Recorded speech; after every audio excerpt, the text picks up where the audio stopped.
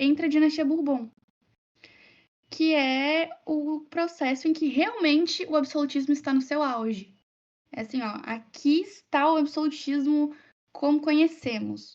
As teorias absolutistas, o absolutismo que a gente vê, tipo, estereotipado nas mídias, isso e aquilo, é esse absolutismo francês dessa época, da dinastia Bourbon, tá? Então, começa com o rei Henrique IV, e ele promove a pacificação entre os católicos e os protestantes. O Edito de Nantes, ou Edito de Nantes, de 1598. Eles basicamente diziam assim, ó, tá liberado, pode até ser funcionário público. Que não podia, né? Porque se a galera foi morta, imagina ter emprego. Mas,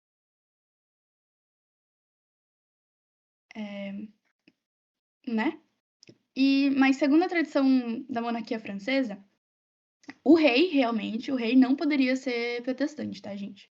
O rei continua sendo obrigatoriamente católico. Mesmo que ele não seja, ele vai ter que se converter, vai ter que ser batizado e etc.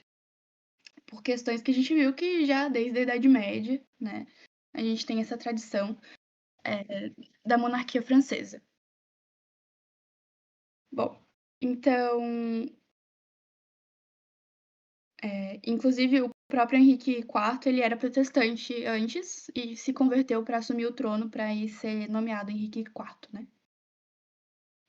Bom, no século XII, temos o primeiro, não o primeiro, mas assim, o primeiro dos Luíses conhecidos, que é o Luís XIII. Temos uma sucessão de Luíses, assim, né, na história da França. Então, no século XII, temos o Luís XIII. E aí, ele ganha muito impulso por causa do primeiro-ministro da França, que é o Richelieu. Aí, eu acho que é Richelieu que fala, eu também só aprendi isso na faculdade, eu só estou reproduzindo o que meu professor falou, posso estar errado.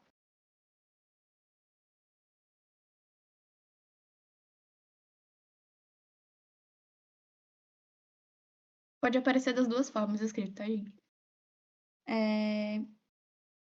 Que basicamente, junto ao rei, ele cria estratégias de subordinação da nobreza ao rei. Ou seja, se antes o rei era aconselhado, existia algum conselho de nobres, alguma coisa que talvez diluísse um pouco o poder do rei, limitasse em algum momento, isso foi sendo dissolvido, né? Seja por persuasão, convencimento, mas muitas vezes mais num sentido político mesmo. Então, agora o poder realmente estava no rei. O rei representava a, a, a cobrança de impostos, né? A administração pública, a burocracia era o rei, o rei era, né? Basicamente. Então, nessa coisa também é onde a gente tem um pouco mais de expansão territorial também da França, né? Que aí é onde entra na Guerra dos 30 Anos contra a família Habsburgo. Vocês já ouviram falar da Habsburgo? Inclusive, fatos curiosos, vamos lá. Gente, os Habsburgo terminam basicamente com esse cara aqui. Isso aqui é o resultado de muitos incestos.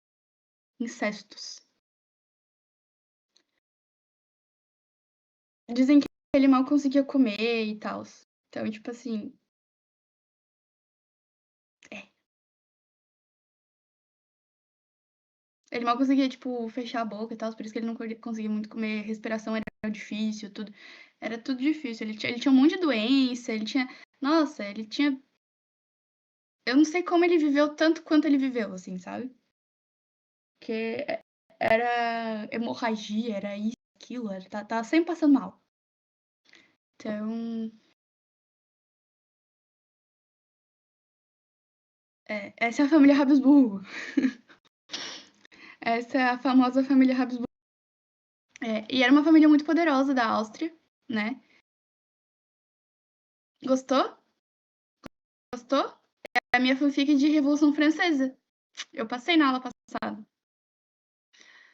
É, Temos aí a Guerra dos 30 Anos contra a família Habsburgo, que é icônica, né? Família Bourbon, família Habsburgo. Ela acontece por questões territoriais, acho que até na Espanha, se eu não me engano, porque estava querendo se controlar a Espanha, porque ela estava sob tutela dos Habsburgo, e os Bourbon queriam, né? Então é uma rivalidade que acontece, que é essa de França e Áustria, duas casas, duas dinastias, né, vamos dizer assim. E a partir desse momento, quando a França ganha a Guerra dos 30 Anos, ela se torna uma potência militar no continente europeu. Tipo, a França vira uma potência militar na Europa.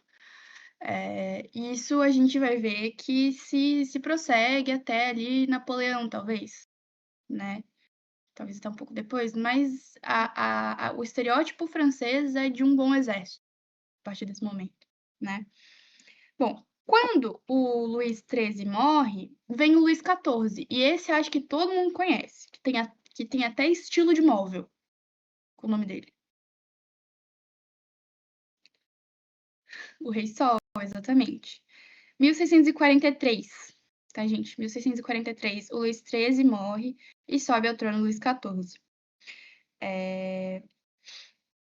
Ele também é regente, também é regenciado, né, pela mãe, que é a Ana d'Áustria, e o cardeal chamado Mazarino, que governa até 61. E o Luís XIV, o reinado de Luís XIV, realmente, então, vai de 1661 a 1715, tá? Porque ali em 43 ele ainda é menor de idade, ainda não pode ir pro trono. E aí quem governa realmente é os tutores, vamos dizer assim, né? Os regentes. Bom, no Luís XIV, eu acho que a gente chega no que a gente. Se a dinastia Bourbon é o absolutismo, o Luís XIV é a face da dinastia Bourbon, né? Temos o Luís XIV representando a dinastia e a dinastia representa o absolutismo. Então, ele coloca uma frase muito interessante que é l'état c'est moi, que é o Estado sou eu. Ele é o Estado é ele e é indissociável, eles são a mesma coisa, né. Então, se isso já era uma concepção que vinha se criando a partir ali até da dinastia Valois, vamos dizer assim, dos Capetinhos, dinastia Valois, aí chega nos Bourbon, pum, o Estado é o rei e o rei é o Estado. O rei representa toda a nação, né, ele é tudo isso. Então, com essa pretensão de dominar realmente, absolutamente, um poder ilimitado, é que a gente tem o Luís XIV fazendo aquilo que realmente se consolida como a corte, né. Então, temos a corte, que vai morar ali no Palácio de Versalhes. Eu posso até trazer um mapinha para vocês depois, mas ele coloca as províncias e as partes da França diretamente no poder dele, no poder central. Então, é o duque de fulano de tal, é o duque de não sei onde, é o duque de blá blá blá blá blá, tá lá com ele, né?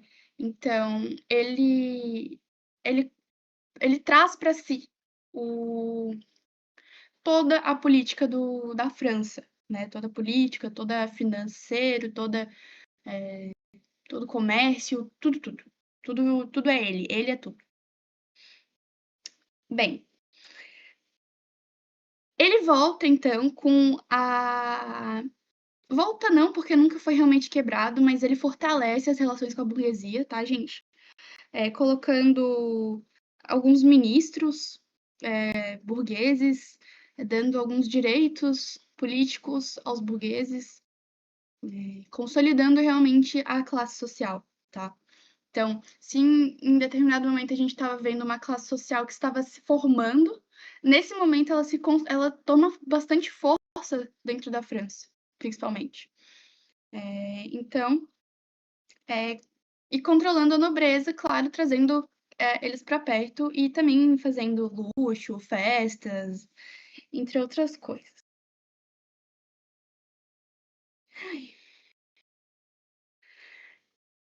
Daí, o que a gente tinha avançado no culto religioso nos reis anteriores, lá no Henrique IV, do Edito de Nantes, o Luís XIV revoga. Não pode mais ser protestante. De novo, não pode mais. 1685.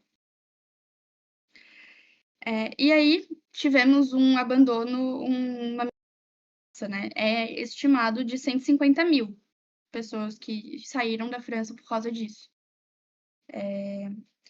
E ao mesmo tempo que estava proibido ser protestante, o Luís XIV também deu um golpe na igreja. Porque aí ele falou assim: não, agora não tem volta, meus bons, vai ter que pagar imposto.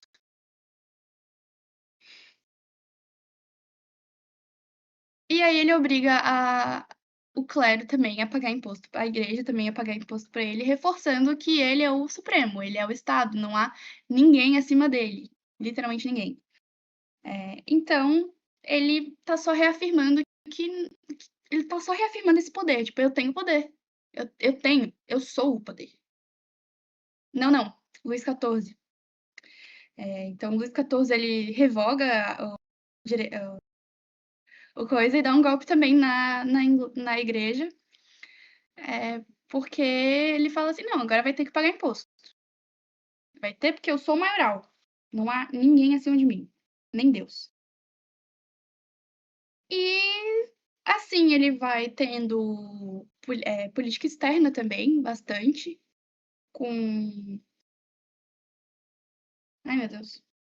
Com colônias. A colônia do Haiti, por exemplo, é uma colônia francesa. Por isso que é interessante a gente estudar, talvez até eu tente trazer um paralelo de Revolução do Haiti com Revolução Francesa, porque acontecem meio que paralelamente, não exatamente ao mesmo tempo, mas um pouquinho ali. E a característica do mercantilismo dele é exatamente isso. É uma tentativa de se pôr acima também da Inglaterra, que está também se industrializando e tal. Então ele toma medidas que a intenção é se tornar o maior. Não é, não é só questão de eu quero fortalecer aqui, eu quero ser o maior, né? Então, é isso. Se torna um Estado. As bases do absolutismo do governo, que a gente vai ver também, que vai seguir para uma Revolução Francesa, se dá nesse momento, né? Que é a partir daqui que a gente percebe assim, ó, tá tudo concentrado na mão desse cara. No momento que esse cara morrer, vai dar merda. E realmente dá. Enfim, esse é o absolutismo francês, mas eu pensei agora a gente dar uma introduzida na Revolução Francesa, tá? E vamos uma introduzida no sentido, vou falar um pouco assim sobre coisas que podem ser a base que a gente pode pensar como base da Revolução Francesa, mas eu não vou falar da Revolução em si, tá? Falando um pouquinho sobre essa época. Gente, essa época é a época do Iluminismo, né? Nesse momento, uma das teorias que mais se colocam, vamos dizer assim, presentes, né? É o racionalismo, em que o século das luzes é isso, a essência de uma razão que existe em todos. E nesse mesmo tempo, também tem a invenção da imprensa, né? Então a gente tem uma circulação maior de pensamento, de jornais, de livros em geral. As leituras, né, começam nesse momento também, cria-se o hábito de ter uma leitura silenciosa, porque antes a literatura, a leitura, ela era vista muito como um, um evento social, né? Não à toa a gente vê em livro de época, fulano estava fazendo leituras em voz alta, vamos dizer assim, né? Porque isso realmente era comum, era uma prática. Ler era uma prática social, era uma prática em conjunto. Tu fazia junto com outras pessoas. Claro, tu fazia também sozinho, né? Porque eu não acho que os filósofos que a gente teve por aí, espalhados pela França, Inglaterra, isso aqui, só liam quando estavam na presença de outras pessoas, mas era um, era um evento social, era uma reunião, né? Então, a leitura, só para se mostrar, assim, a leitura se desenvolve muito como algo. Você lê, você interpreta, né? Você lê, você tira conclusões, você muitas vezes não vai mais estar tendo tanto contato com esse círculo de leitura, de várias pessoas lendo um capítulo e conversando sobre isso, a leitura se torna realmente algo mais interno, né? Um processo mais íntimo, vamos dizer assim. E com isso, também temos a disseminação dos livros pela imprensa, né? Então, com a disseminação dos livros pela imprensa, junto com essa fomentação do pensamento racional, do iluminismo, a gente tem a criação, talvez inovadora, cara, não sei, mas é algo a se pesquisar.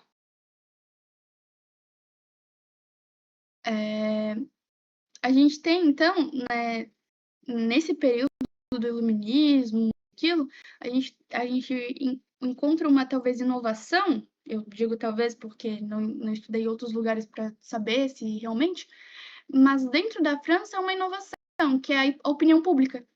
Agora, o público tem opinião sobre o governo, e sobre política, e sobre economia, e sobre. Isso influencia o próprio governo, né? Porque, então, muitos teóricos, né, da Revolução Francesa, eles vão colocar como uma das bases, talvez, da Revolução Francesa, essa intelectualização da população, esse acesso da população, não de toda a população, é claro, porque a alfabetização universal é um programa contemporâneo, né, muito recente, não era uma preocupação na época, mas quem sabia ler e quem tinha acesso estava crescendo essa camada, com os burgueses principalmente, e a partir disso estava se criando um burburinho. E quando cria burburinho, então a gente tem aí a concentração do poder nas mãos do Luís XIV, que é o que, vamos dizer assim, o estopim, né? O estopim da concentração de poder é o Luís XIV. A gente tem a criação de uma opinião pública, de pessoas que falam sobre, que discutem sobre as políticas do governo, principalmente porque os burgueses frequentavam os eventos nobres, muitas vezes, porque era uma classe que estava se fazendo ali mais presente, né? Então, eles tinham acesso a esses espaços, a essas discussões, e eles traziam para fora, né? Não ficava só lá. Então, por exemplo, eu fui numa festa do Rei Pedro aí, do Rei Pedro, e, cara, eu vi a Lindinha, que é uma condessa, conversando com a Aline, que também é outra condessa, e eu sou uma comerciante. E eu vi elas conversando e fiquei assim, meu Deus, como pode, né? Estão planejando acabar com o meu comércio. Aí eu vou falar pra Bel bem assim, Bel, fica ligada, porque a Aline e a Lindinha, ó, entendeu? Tem as fofoquinhas. Então, vai se criando os burburinhos. Sim, vai se criando também uma burguesia politizada, que não está somente interessada em ter o poder político, mas entender como esse poder funciona para administrá-lo muito bem, né? Para realmente tê-lo nas mãos. E, gente, sim, a história é uma grande fofoca. A história é sempre uma grande fofoca. Ao mesmo tempo que essas duas classes distintas, claro, rivais de alguma forma, porque a nobreza não gostava da burguesia e a burguesia não gostava muito da nobreza também. O que acontece é que, por exemplo, após a morte de Luís XIV, Luís XV e Luís XVI, eles não conseguem manter de forma, vamos dizer assim, equilibrada, né, o poder que foi acumulado em suas mãos. Então, a gente vai falar de muito esbanjo, assim, de ostentação, né, festas e roupas e saídas e viagem, e casas e casas e casas. Há quem tenha olhado fontes e afirmado que era comentado que o rei nunca parava numa casa só. Então, tu não encontrava o rei, tipo, onde ele tá? Ele tá em Versalhes? Não sei. Ele tá lá na casa de campo dele? Não sei. Ele mudava muito. Então, essa instabilidade também cria uma. Eu, quando recebo qualquer quantia de dinheiro, muito assim. Essa instabilidade de não ter algo padronizado, vamos dizer assim, um rei num lugar só, que era realmente a representação do Luís XIV, que a gente viu que o Estado era o Luís XIV, ele representava, ele era o Estado. Quando tu não tem essa centralização real, né, até de território, vamos dizer assim, tipo, tá em Versalhes uma hora, em outra hora tá lá, e outra hora tu tá cá, e outra hora tá sempre em movimento, e lembrando, essas viagens demoram muito tempo, né? Não é rápido ir de um lugar para o outro, muitas vezes. Claro, depende do lugar, mas só para vocês terem uma noção, eu vou até pesquisar para não falar besteira, tá, gente? Mas para terem uma noção,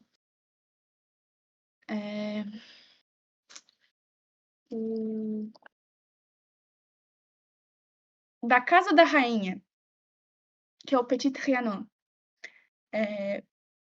que é não é uma casa da rainha, mas assim, ó, por exemplo, na época de Maria Antonieta, sotaque é horrível, é o que eu aprendi a falar, eu só repito. Na Casa da Rainha, eu não sei falar francês, gente. Até me perdi. Da casa que era considerada da rainha, que daí ela tinha própria, tipo, os aposentos dela, pra quando ela queria tirar umas férias, basicamente, até o palácio realmente de Versalhes, é 2 quilômetros. 2 quilômetros de distância. Então, se coisas que estão no mesmo terreno já são, sei lá, 10 minutos de distância andando, imagina coisas que são em outras cidades, outras províncias, outras, né? Tudo era muito longe, tudo era muito grande. E as ruas nem sempre eram boas. Bonjour, Bel! Então, temos essa instabilidade, né? Vamos dizer assim. Outra coisa era a rivalidade burguesia e nobreza. A burguesia estava sempre querendo destronar a nobreza e a nobreza estava sempre querendo jogar por a lama a burguesia. Porque uma intimidava a outra, vamos dizer assim, afetava. Tem uma palavra melhor que eu não tô conseguindo lembrar. Ameaçava. Uma ameaçava a outra. Porque a nobreza queria continuar com direitos que a gente vai dizer que são direitos feudais. No sentido de, tipo, regalias que não são extintas nessa passagem do feudalismo para o absolutismo, então a nobreza ainda tem algum poder, e a burguesia está querendo tomar esse poder, está querendo ocupar esses espaços. E a nobreza não está gostando, né? Não gosta. Não, não, não. Vocês já estão indo na mesma festa que nós. Vocês ainda querem os mesmos direitos que a gente? É abuso, né? Daí não dá. Então, temos essa constante ameaça dos dois. Então, a nobreza também articula coisas para que a burguesia seja menos representada, ainda mais porque quando é convocado assembleias ou conselhos, a nobreza ela tem o apoio de instituições tradicionais, né? Até porque ela mesma compõe essas instituições. E a burguesia não. Então, muitas vezes a burguesia é vencida. É por isso também que as revoluções francesa, inglesa, industrial são também chamadas de revoluções burguesas, né? Porque não é o povo que está fazendo essas revoluções, embora ele participe, mas ele não arquiteta, vamos dizer assim, né? Até porque ele está fora desses ciclos políticos, ele, na maior parte do tempo, não tem noção do que está acontecendo. E, tá, morreu, tá, voltou, tá, entendi. Era só isso, né? Uma alienação mesmo. Os súditos, eles serviam para servir, né? Então, todas essas junções, todas essas estruturas que estavam se criando, essas tensões que estavam se criando, são um prato cheio para uma revolução, para pessoas descontentes, né? Até porque outras coisas também acontecem na França, e daí são coisas que não pudessem ser controladas, eu imagino, mas questão de clima, clima que arrasa plantações e colheitas e safras e mata boi e mata gente de inanição, gente de frio. Os preços, sim, os preços que começam a ir e voltar por causa realmente dessa produção que está instável por causa das condições climáticas. A gente sabe que eles não tinham a mesma tecnologia que hoje a gente tem, porque se hoje a gente é vulnerável à agropecuária, vamos dizer assim, lá eles eram muito mais, né? Então, além de que a gente tem uma noção, mais ou menos, de que os locais produziam para si, né? Então, o que era excedente é que ia para outro lugar. Então, não tinha tanta diversidade de comida de um lugar para o outro, vamos dizer assim, que não fosse centro, né? Em grandes centros. Morte garantida, exatamente. Além disso, muitas doenças, né, se espalhando, e muita inatividade do rei, nesse sentido. Uma população que se sente desprezada, né? Então, embora não seja a população que arquitete, a população apoia a revolução. Porque está se sentindo deixada de lado. E assim, estava, né? Deixa eu refestejar. Porque realmente estava. Então, temos todas essas tensões criam um ambiente para que a Revolução Francesa aconteça, né? E, consequentemente, outras revoluções. Porque após a Revolução Francesa, outras revoluções se criam até 1848. Tanto que a gente fala que de 1789,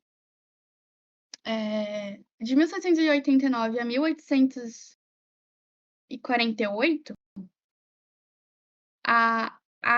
existe um livro até que compila como a Era das Revoluções, que é do Eric Hobsbawm. Ele é muito bom, mas eu acho que para vocês vai ser muito chato, porque ele é bem teórico,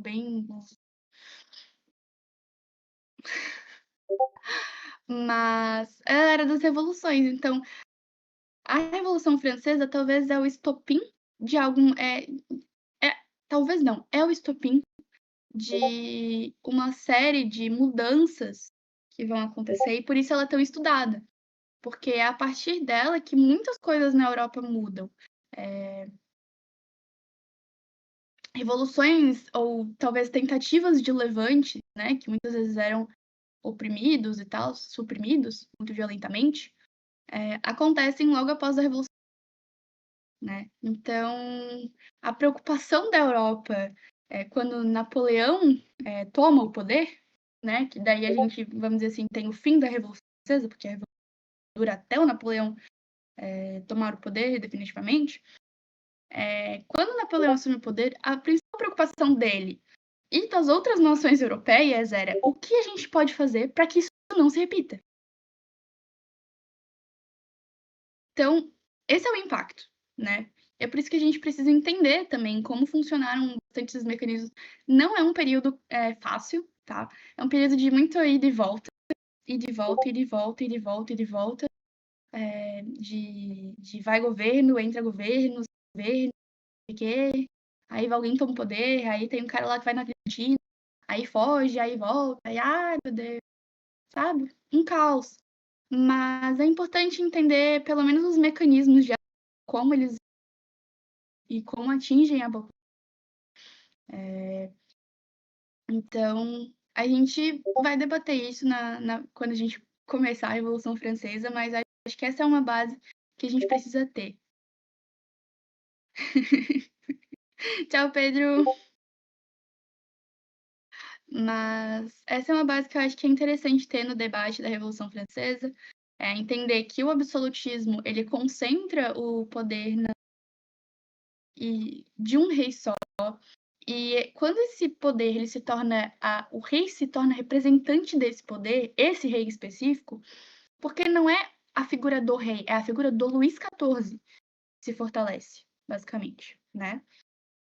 Então, quando tu tem um jeito de governar de uma certa forma, né, e que se concentra tudo em você, quando você morre ou quando você sai dessa posição de poder, as coisas tendem a não continuar do mesmo jeito, né?